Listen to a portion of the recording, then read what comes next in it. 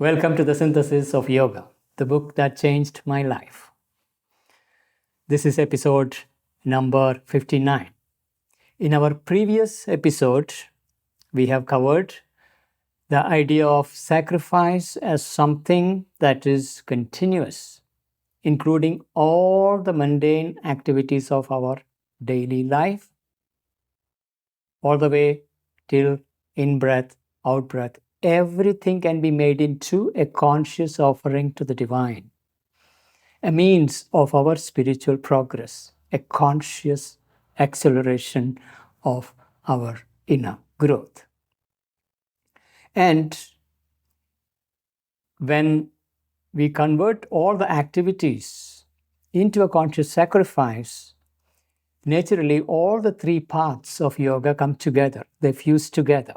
First, that a living, close, intimate connection with the divine through which the bhakti, love and devotion that will develop, and then an intimate understanding of the ways the divine works in the universe, in the world, and a vivid experience and seeing of the divine in all things.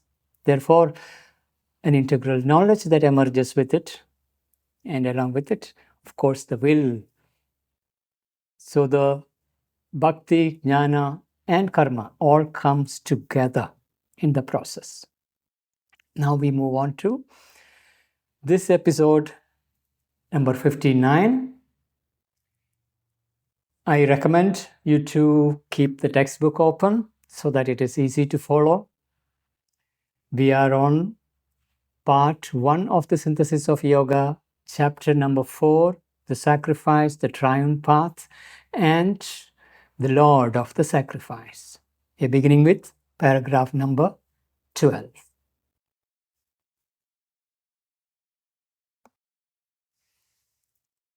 The divine, the eternal, is the Lord of our sacrifice of works, and union with Him in all our being and consciousness and in its expressive instruments is the one object of the sacrifice. So, union with Him is the Lord of sacrifice in all our being and consciousness and its expressive instruments. So, there is our inner or inmost being that can unite with the divine. But then there is the expressive instrument or instruments, expressive instruments of our inmost being, our soul within. Even these instruments are to unite with the divine, then only it becomes an integral union with the divine. So,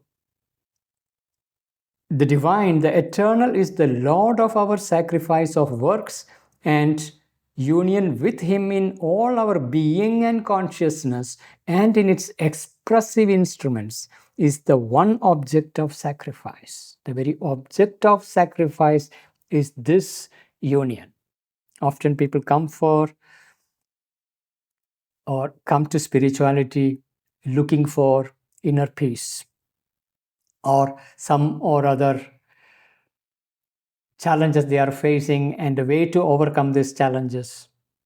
And then gradually, as the journey deepens, you increasingly realize that you have been gradually, gently drawn towards the mystery of the one who is presiding over the entire creation. And the true object of our spiritual growth and progress is to discover this Lord of the universe, the Lord of existence, Lord of sacrifice, the divine inhabiting the whole existence, union with that consciousness, not only in our essence, but also in our expressive instruments. That is the one object of yoga, of spiritual growth. The steps of the sacrifice of works must therefore be measured first by the growth in our nature of something that brings us nearer to the divine nature. by the growth in our nature of something that brings us nearer to the divine nature. There is something in us growing that makes us nearer, closer to the divine nature. That is one thing we need to observe and understand. Something that is growing within us. By the growth in our nature of something that brings us nearer to the divine nature. But secondly, also by the experience of the divine, His presence, His manifestation to us, an increasing closeness and union with that presence. So on one hand, we have something in us that is growing, which is taking us nearer to the divine nature. Second aspect is an increasing experience of the divine and His manifestation to us, a growing presence, a growing intimacy. So from inside and from outside, both growth we need to observe, and these will be the indicators, the measures of our progress. The steps of the sacrifice of works must therefore be measured first by the growth in our nature of something that brings us nearer to the divine nature, but secondly also by an experience of the divine, His presence, His manifestation to us, an increasing closeness and union with that presence. But the divine is in His essence infinite, and His manifestation too is multitudinously infinite.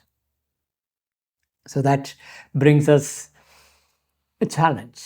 How do we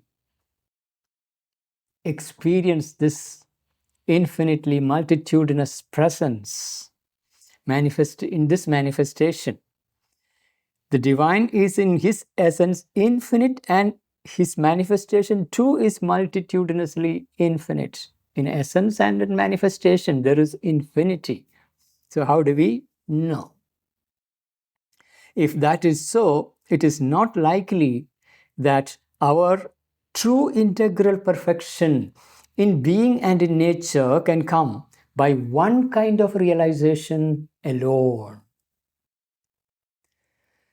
So here is indicating there are many types of realizations, not one realization. This is essentially the fundamental issue in that inner development and growing union with the divine. There are many, many ways, aspects of the divine with which we can come in touch. And as people come in touch, there are different types of experiences. And out of those experiences, various philosophies, schools, they have all arisen in the past. So if that is so, it is not likely that our true integral perfection in being and in nature can come by one kind of realization alone. So if we want an integral perfection, any one type of realization is insufficient. It must combine many different strands of the divine experience. There are many different strands. That's the reason why there is Bhakti Yoga, Karma Yoga, Jnana Yoga, and various other schools of yoga, many approaches to yoga, Hatha Yoga, Raja Yoga, all that following one or other strand. Therefore, multitudinous expressions, experiences, some claiming there is no form, everything is emptiness, some claiming there is form, there is richness of intimacy with the personal divine. So impersonality to personality, within personality, multiple Godheads, multiple forms. So there is a wide range of experiences that are given to us by the great yogins of the past. It is because of this multiple threads of possibilities. And when each particular experience claimed to be the whole, that is where the problem is. So Sri Aurobindo will be taking us through this many-faceted range of experiences. So if that is so, it is not likely that our true integral perfection in being and in nature, he is again insisting in being and in nature. Being is the pure consciousness, in nature is our outer manifest expressions, the expressive channels of our nature. So both the soul and its instrument, all of them need to unite, and all of their perfection, if we are to arrive at an integral perfection, it is not enough to have just one type of realization, can come by one kind of realization alone. It must combine many different strands of divine experience. It cannot be reached by the exclusive pursuit of a single line of identity. Till that is realized to its absolute, it must harmonize many aspects of the divine infinite. So if we take one specific trail of our growth, let's say pure knowledge, it can go on realizing to the absolute possibility. That single line of inquiry and identification will be insufficient for our purposes. Even when it is raised to its absolute, it must harmonize many aspects of the infinite. So this integral perfection that we're looking at, the essential realization and the realization in the manifestation, if that is sought, it cannot be reached by the exclusive pursuit of a single line of identity. Till that is raised to its absolute, it must harmonize many aspects of the infinite.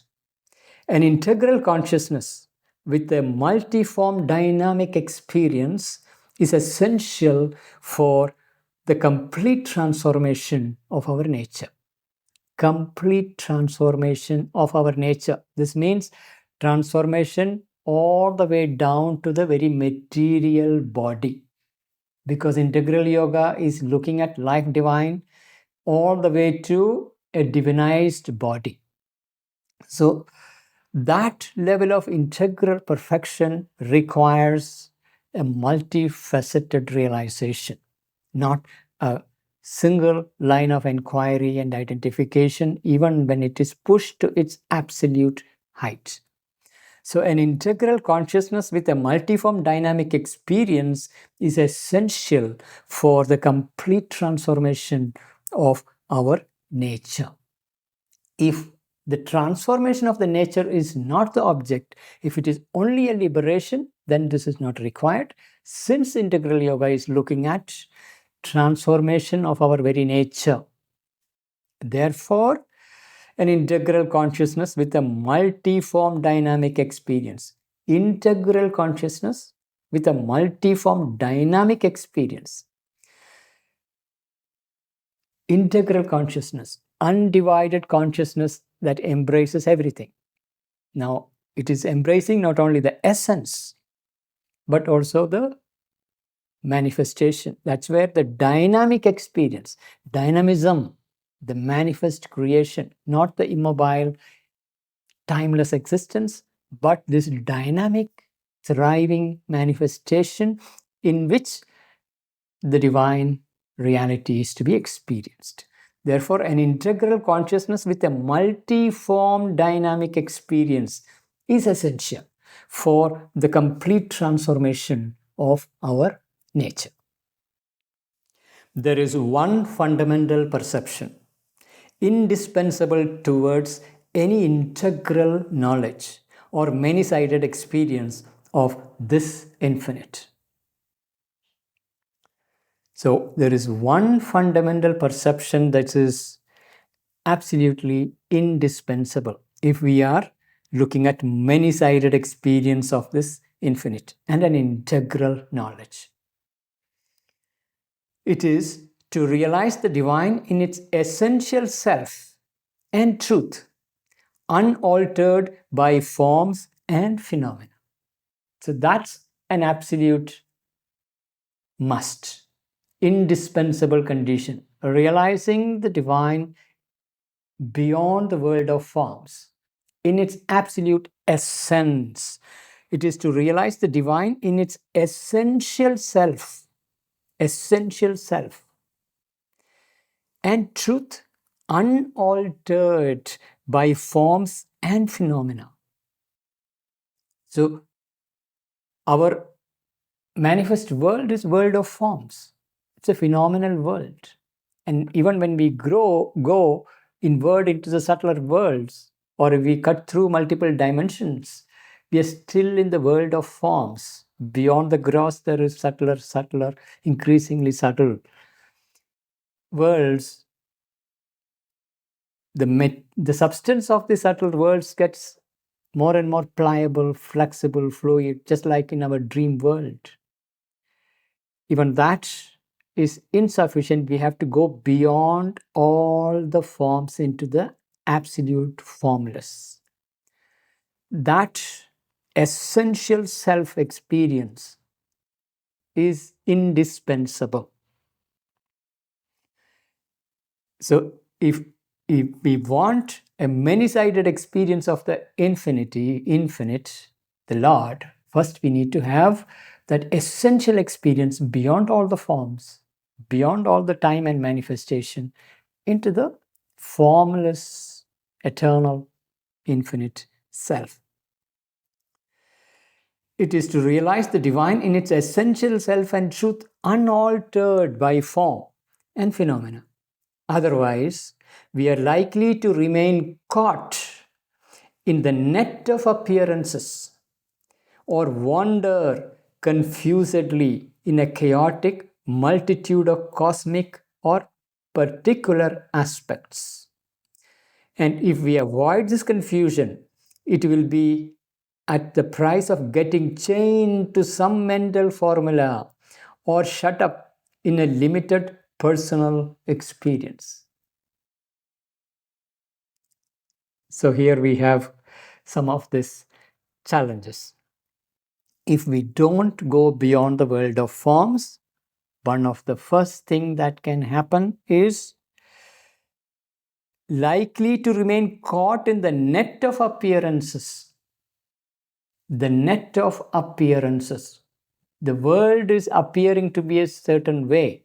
Our experiences, the way we are experiencing the world and interpreting the world based on these appearances, we get caught in that net of confusion. Not in the essence, but caught in the forms and its interconnections and complexity and its appearances, narratives around that. We get lost in that or wander confusedly in a chaotic multitude of cosmic and particular aspects. So there are cosmic aspects that presides over the entire cosmos.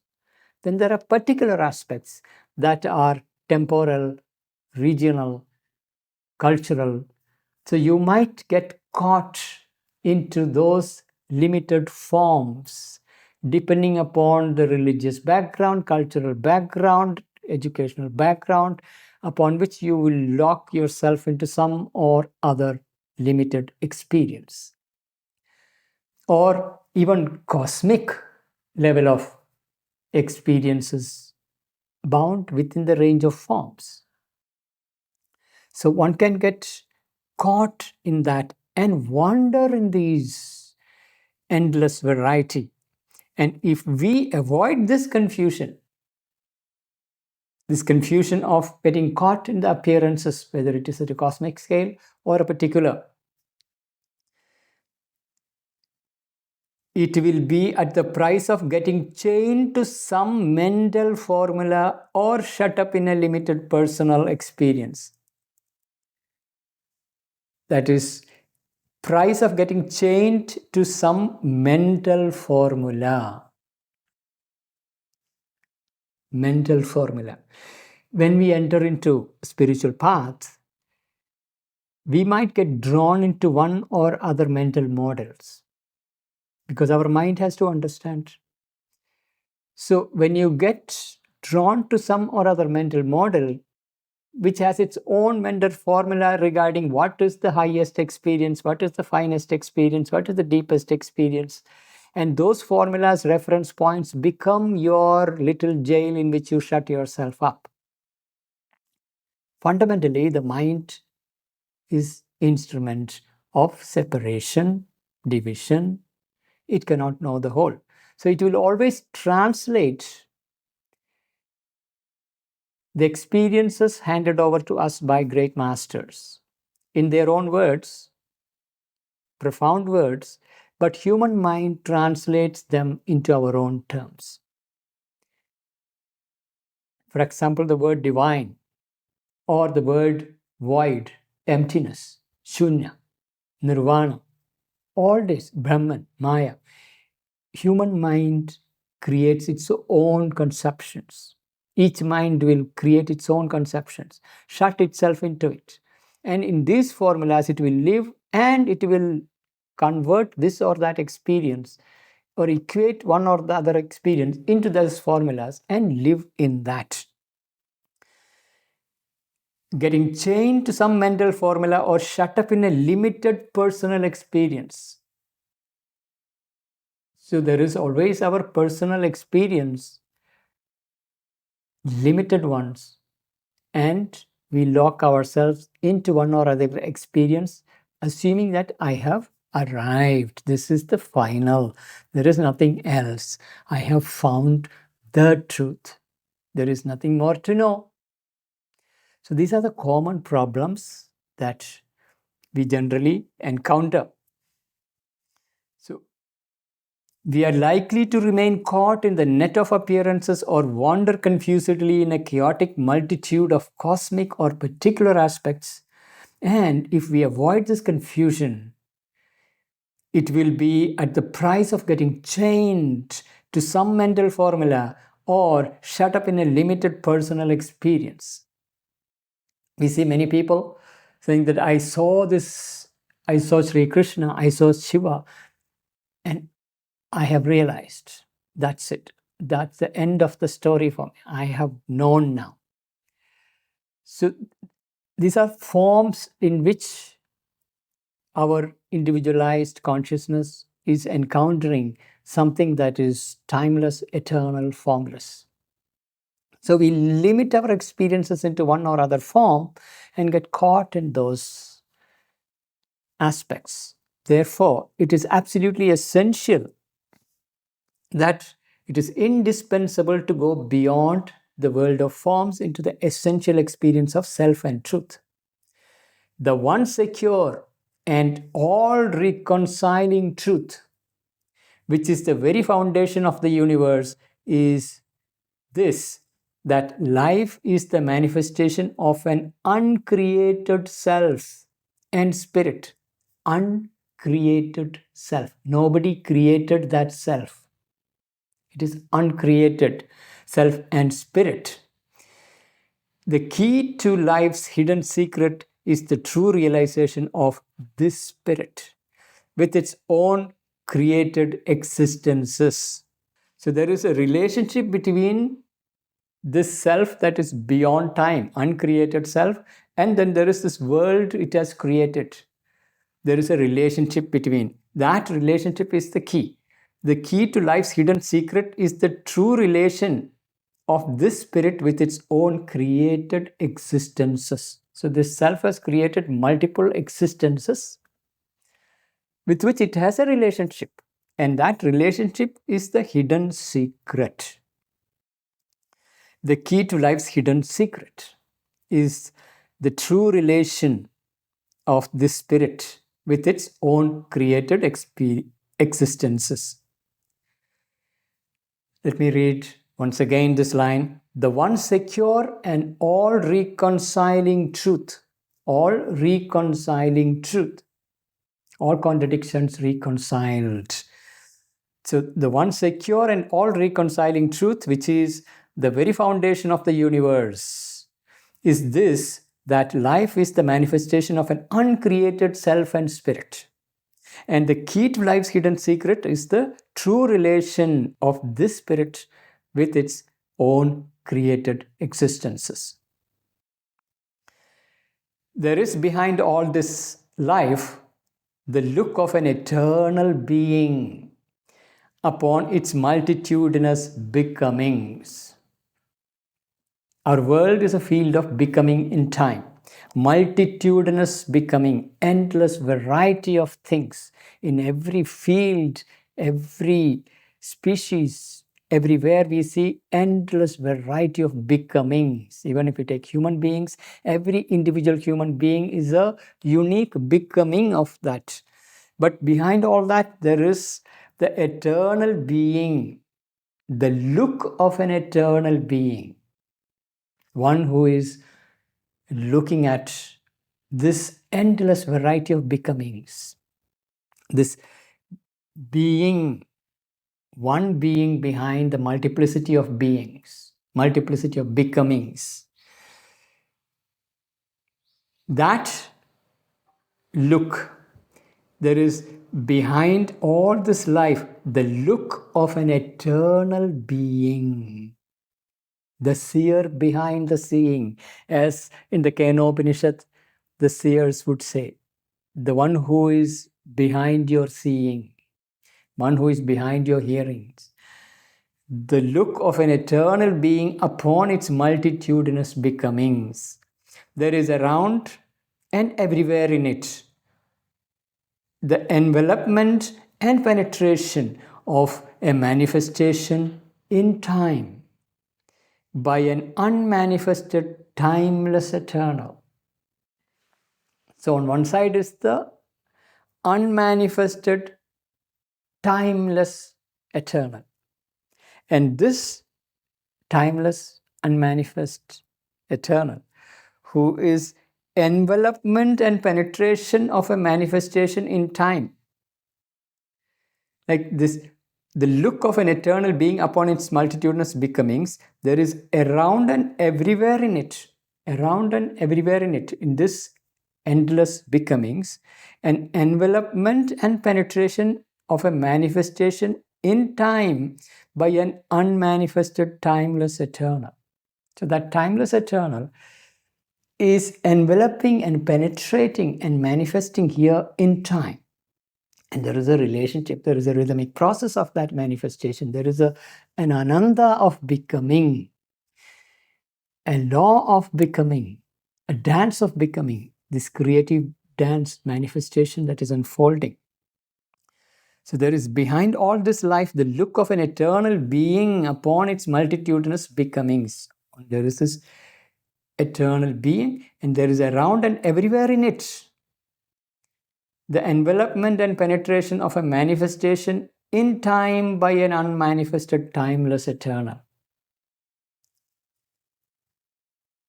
But this knowledge is valueless for yoga if it is only an intellectual and metaphysical notion, void of life and barren of consequence. A mental realization alone cannot be sufficient for the seeker.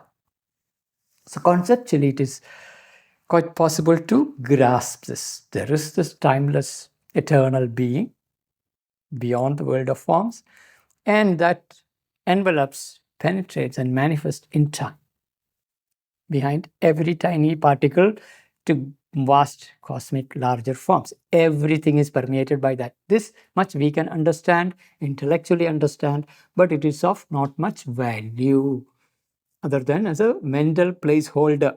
We do not have really the experience. Without experience, it is not much of value. This knowledge is valueless for yoga if it is only an intellectual and metaphysical notion, void of life and barren of consequence. It has no life. It is not living. Life has this thriving ananda of becoming. It is profoundly creative. When you're barren of life, also it becomes barren of consequence. Void of life also become barren of consequence. There is no real impact in your life because of having a metaphysical knowledge is not enough. What will actually make an impact in life is experience. A mental realization alone cannot be sufficient for the seeker. For what yoga searches after is not truth of thought alone or truth of mind alone, but the dynamic truth of a living and revealing spiritual experience. A dynamic truth of a living and revealing spiritual experience. It is getting revealed to us, and it's a living experience. It's not something that we create. It reveals,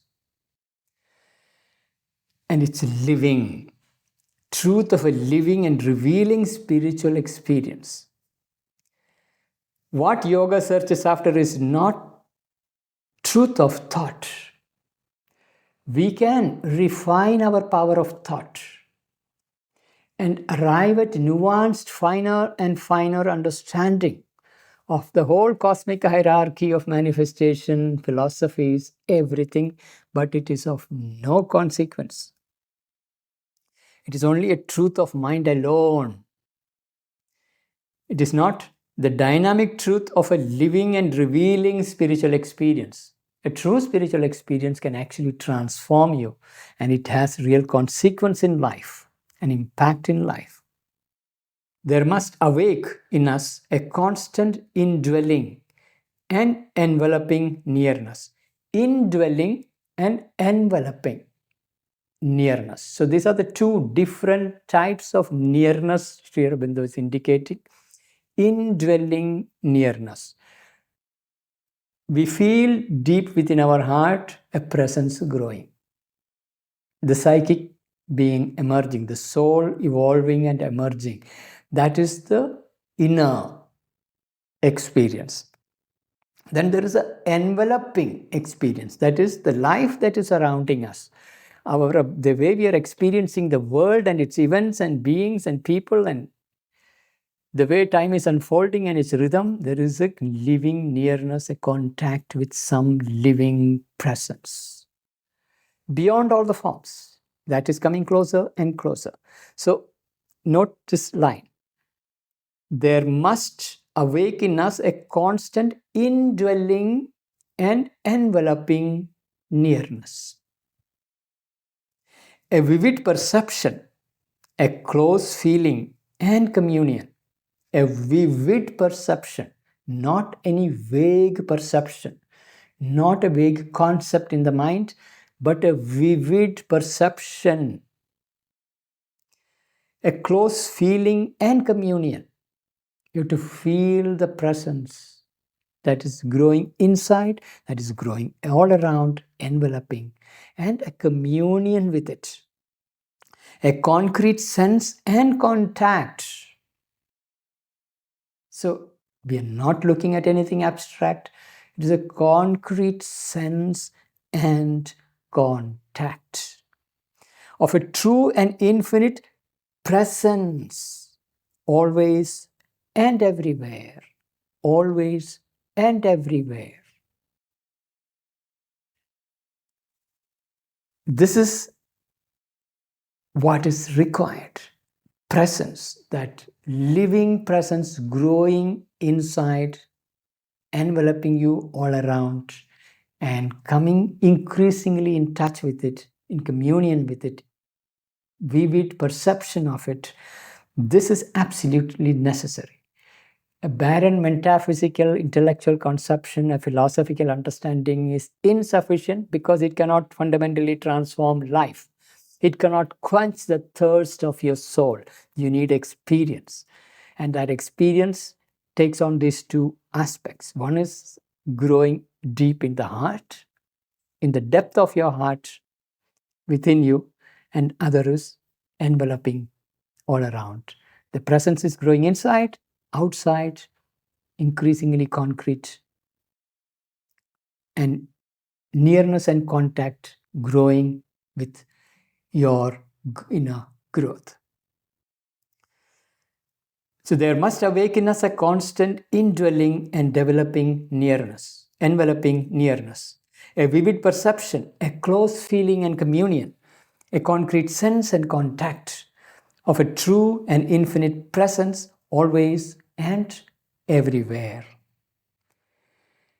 That presence must remain with us as the living, pervading reality in which we and all things exist and move and act. So, this presence must remain with us as the living, pervading reality. It has to become a living, pervading reality everywhere, in which we and all things exist and move and act. All things, not just you, everything exist and move and act. And we must feel it always and everywhere. Concrete, visible, inhabiting all things. Isha idam sarvam. The very first line of Ishavasya Upanishad is referring to this. Inhabiting all things. It must be patent to us as their true self. Their true self. There is only one self behind all the multiplicity of forms. So the true self of all things is that one self. So it must be patent to us as their true self. There here means all things. The one inhabitant of all things. That is the true self. Tangible as their imperishable essence. It is that deathless, imperishable, immutable akshara essence. Tangible as their imperishable essence, met by us closely as their inmost spirit. We meet that as their inmost spirit. So when you're meeting anything in existence, people, stone, birds, animals, rivers, mountains, everything, all that is permeated, inhabited by one self. And that self is their immutable essence. The outer body of things, of people or things, everything is mutable. Behind the mutable forms of all things in existence, behind that mutability of forms, there is an immutable self, this living spirit behind all things. This is something we need to consciously, concretely come in touch with. So that presence must remain with us as the living, pervading reality in which we and all things exist and move and act. And we must feel it always and everywhere. Concrete, visible, inhabiting all things. It must be patent to us as their true self. Tangible as their imperishable essence. Imperishable essence. Met by us closely as their inmost spirit. To see, to feel, to sense. To see, to feel, to sense. To contact in every way, and not merely to conceive this self and spirit here in all existences. And to feel with the same vividness all existences in this self and spirit is the fundamental experience which must englobe all other knowledge. So, remember, this experience Aurobindo is referring to is that which is beyond all the forms. That has to be experienced. And it is to be experienced not just in the formless dimension, in the timeless dimension, but in the world of time and manifestation as well, where the entire world of forms, behind the veil of the mutability of the form, to see that immutable self, the eternal self. This is the indispensable experience of the self, which can englobe and include everything else, every other form of knowledge. So to see, to feel, to sense, to contact in every way, and not merely to conceive. This self and spirit here in all existences, here in all existences, and to feel with the same vividness all existences in this self and spirit. So on one hand, we have to see the self and spirit here in all existences. Then we have to also see all existences in the self and spirit. That's the second. First is self in all existences. Second is all existences in this self and spirit is the fundamental experience which must englobe all other knowledge. So there are these two ways we have to experience this.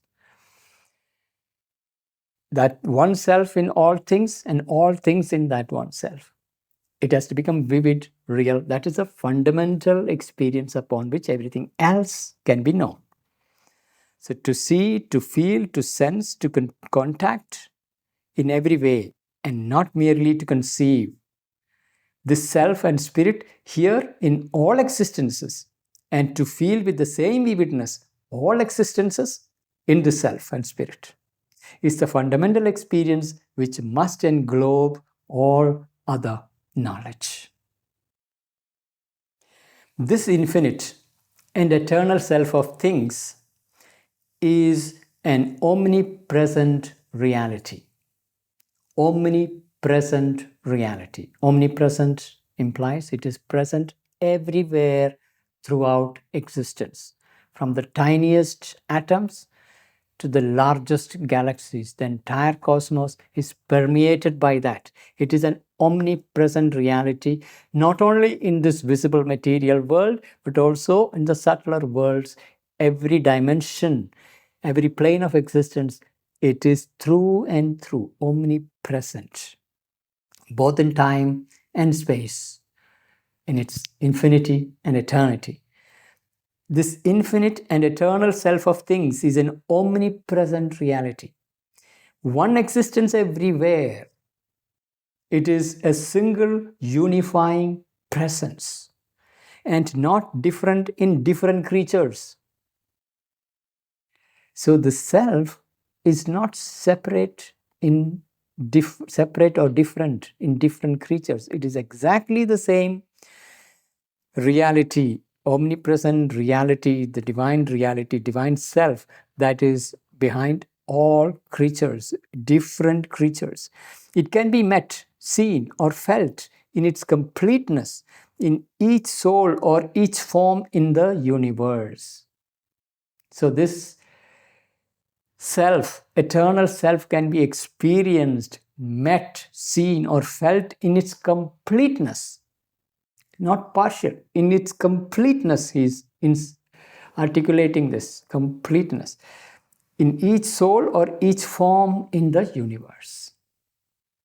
For its infinity is spiritual and essential, and not merely a boundlessness in space or an endlessness in time. We can mentally conceive a boundless space or an endless time. It is beyond all that. Its infinity is spiritual and essential, and not merely a boundlessness in space or endlessness in time. The infinite can be felt in an infinitesimal atom or in a second of time.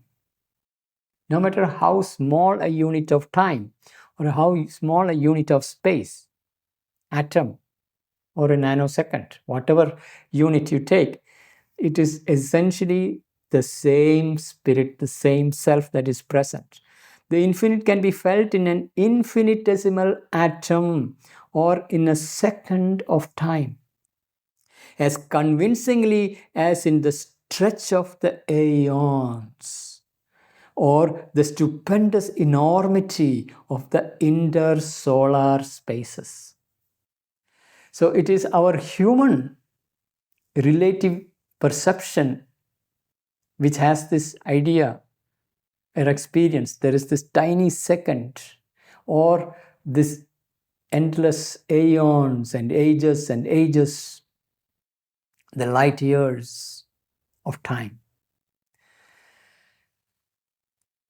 Similarly, we experience space as interstellar huge spaces to the tiny atom.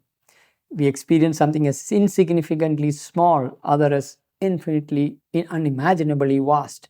But for the divine self, it makes no difference. It is exactly the same self behind the tiniest atom or the tiniest measure of time or the vast interstellar spaces or the aeons or the ages that stretches far beyond our cognitive range. So its infinity is spiritual and essential, and not merely a boundlessness in space or an endlessness in time. The infinite can be felt in an infinitesimal atom or in a second of time, as convincingly as in the stretch of the aeons or the stupendous enormity of the intersolar spaces. The knowledge or experience of it can begin anywhere and express itself through anything. For the divine is in all, and all is the divine. So, experiencing this self of all things can begin anywhere and it can begin anytime because it can express itself through anything. For the divine is in all, and all is in the divine. So these are two ways of seeing it. Divine is in all, and all things are in the divine. So, with that, we come to the end of this episode. I highly encourage you to subscribe to the YouTube channel as well as our mailing list. There will be a link in the description. And see you next week. Thank you.